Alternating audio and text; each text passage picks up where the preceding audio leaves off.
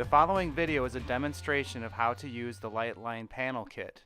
This is an overview of all the components that are included with the kit. The first step is to have the floor channel onto the table, and then you set the panel into the floor channel as shown.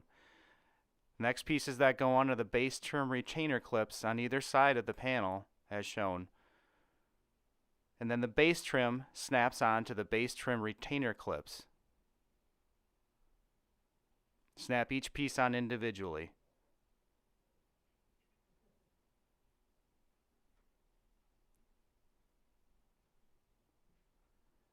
The ceiling channel engages the top of the panel as shown, and then the next part that is added is the ceiling trim on either side of the panel. At this point, the panel kit assembly is complete.